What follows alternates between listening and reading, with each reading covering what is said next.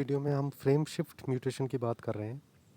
Frame shift mutation जो है वो आपको ये ध्यान रखना है कि सबसे ज़्यादा डेलेटीरियस होते हैं, सबसे ज़्यादा नुकसान पहुंचाने वाले होते हैं, क्योंकि इसके अंदर पूरी की पूरी प्रोटीन का स्ट्रक्चर जो है वो ही चेंज हो जाता है। अगर एक न्यूक्लियोटाइड भी आगे पीछे हो जाता है, एक न्यूक्लियोटाइड का इंसर्शन या डिलीशन भी हो जाता है, तो उससे पूरी की पूरी प्रोटीन का जो सीक्वेंस है वो चेंज हो जाता है, वो नॉन फंक्शनल हो जाती है और वो कैरेक्टर आपको देखने को नहीं मिलता है फिनोटाइप में। तो इसको थोड़ा सा समझाने का प्रयास कर रहा हूँ मैं। इसमें देखें, डीएनए सीक्वेंस में नॉर्मल डीएनए सीक्वेंस लिखा हुआ है फर्स्ट सीक्वेंस में, CAG, CCC और ACT। ये 3 न्यूक्लियोटाइड के सीक्वेंस को हम कोडोन बोलते हैं, जिसको ट्रांसलेट किया जाता है, इसी 3 को रीड किया जाता है ट्रांसफ़र आरएनए द्वारा जब प्रोटीन का निर्माण होता है। तो उसके आगे एक अमीनो एसिड सीक्वेंस लिखा हुआ है, देखिए, GLN, ग्लाइसिन, प्रोलिन और थ्रियोनिन, THR। अब क्या होता है कि चूँकि जेनेटिक कोड या ट्रांसफ़र आरएनए 3 के सीक्वेंस को पहचानता है, ट्रिपलेट कोडोन जिसको बोलते हैं, इसके अंदर हम फर्स्ट कोडोन के बाद में एक न्यूक्लियोटाइड का टी का इंसर्शन कर देते हैं। देखिए आप सेकंड वाले बीच में सीक्वेंस में देखिए, CAG के बाद में एक टी का इंसर्शन कर दिया है, लेफ्ट साइड में लिखा हुआ भी है इंसर्शन म्यूटेशन।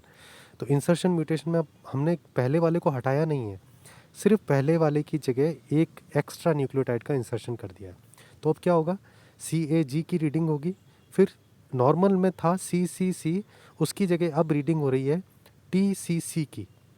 तो TCC जो है वो अब सेकंड नंबर का जो अमीनो एसिड था प्रोलीन, उसके लिए कोड नहीं करता है, वो सेरीन के लिए कोड करता है। तो अब प्रोलीन की जगह सेरीन अमीनो एसिड आ गया, ठीक है। तो TCC की वो हो गई, एक सी छूट गया, सेकंड कोडोन का लास्ट सी छूट चुका है, उसकी रीडिंग होगी CAC, थर्ड कोडोन बन जाएगा CAC। और जो फोर्थ कोडोन है T, उसमें आगे इसी प्रकार से कंटिन्यूस एक फ्रेम जो है, एक न्यूक्लियोटाइड के इंसर्शन से रीडिंग फ्रेम जो है, रीडिंग कौन कर रहा है, रीडिंग कर रहा है ट्रांसफ़र आरएनए। उसकी रीडिंग फ्रेम जो है वो चेंज हो जाती है, क्योंकि वो 3 के ट्रिपलेट को पहचानता है।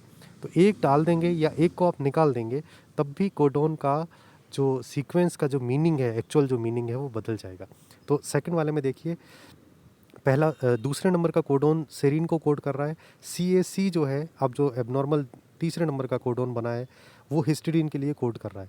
तो नॉर्मल अमीनो एसिड था, अमीनो एसिड में होना चाहिए था ग्लाइसिन, प्रोलिन और थ्रियोनिन, लेकिन इंसर्शनल म्यूटेशन के बाद में देखिए क्या हो रहा है, ग्लाइसिन, सेरीन और हिस्टिडीन आ गए हैं। तो इससे आगे भी अगर अपन पूरी प्रोटीन को ड्रॉ करें तो आगे भी मीनिंग चेंज होता चला जाएगा। एक इंसर्शन से भी हो सकता है ये काम, और एक डिलीशन से भी हो सकता है।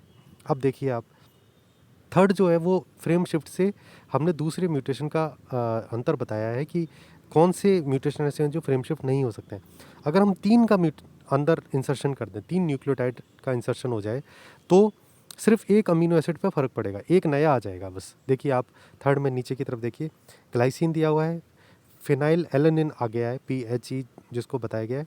बाकी जो प्रोलिन और थ्रियोनिन फर्स्ट जो नॉर्मल सीक्वेंस में थे, वो इसके बाद में आ गए हैं। तो फिनाइल एलेनिन का इंसर्शन हुआ है एक्स्ट्रा, बाकी पूरी प्रोटीन नॉर्मल है। जैसे फॉर एग्जांपल 100 अमीनो एसिड्स थे, तो इसमें 101 हो जाएंगे, बस इतना ही अंतर पड़ेगा।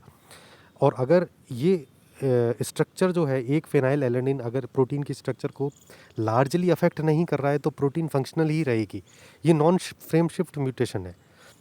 लेकिन यहाँ पर इंसर्शन कितनों का हुआ है, 3 का इंसर्शन हुआ है, पूरा का पूरा मीनिंग चेंज नहीं होकर के सिर्फ एक अमीनो एसिड एक्स्ट्रा आ गया है। तो फ्रेम शिफ्ट में क्या होता है, ट्रांसफ़र आरएनए का रीडिंग फ्रेम, इसको रीडिंग फ्रेम बोलते हैं, कि वो जिस तरह से रीड करता है 3 के, उसका फ्रेम का शिफ्टिंग हो जाती है। एक अगर आप इंसर्शन कर देंगे तो फ्रेम आगे की तरफ चला जाएगा, एक डिलीशन कर देंगे तो एक फ्रेम जो है वो पीछे की तरफ चला जाएगा। तो फ्रेम शिफ्ट म्यूटेशन इनको बोलते हैं।